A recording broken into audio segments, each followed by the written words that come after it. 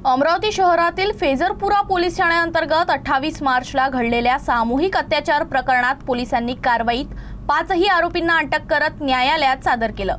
पोलिसांनी या प्रकरणी 5ही नराधम आरोपींची नावे जाहीर केली आहे।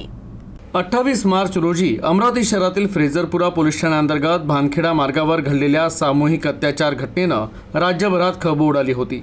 पोलिसांनी देखील वेगाने तपास करत आरोपींना अटक केली। शुक्रवारी संध्याकाळी मॅजिस्ट्रेट समोर ओळख परेड पार पडली। न्यायालयाने सर्व नराधम आरोपींना कारागृहात पाठवण्याचे आदेश दिले। त्यानुसार त्यांची कारागृहात रवानगी करण्यात आली। तर सर्व आरोपींची ओळख अमरावती पोलिसांनी जाहीर केली आहे। ईश्वर मरसकोल्हे, दिवाकर मरसकोल्हे, प्रमोद वाघाडे, शुभम उर्फ सोमेश्वर वाघाडे आणि उमेश भोयर अशी या नराधमांची नावे आहे। तर या प्रकरणाचा पुढील तपास सुरू आहे। पोलीस ठाण्यात गुन्हा दाखल करण्यात आला होता।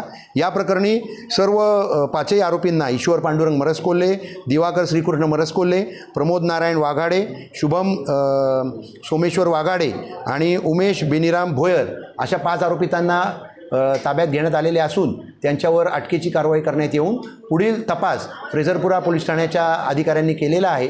या प्रकरणी गुन्ह्यातील वापरलेले हत्यारं, मोबाईल, दुचाक्या या जप्त करण्यात आलेल्या आहेत आणि त्याचबरोबर आरोपितांची जी ओळख परेडची कारवाई आहे ती सुद्धा माननीय मॅजिस्ट्रेटकडून पूर्ण करण्यात आलेली आहे।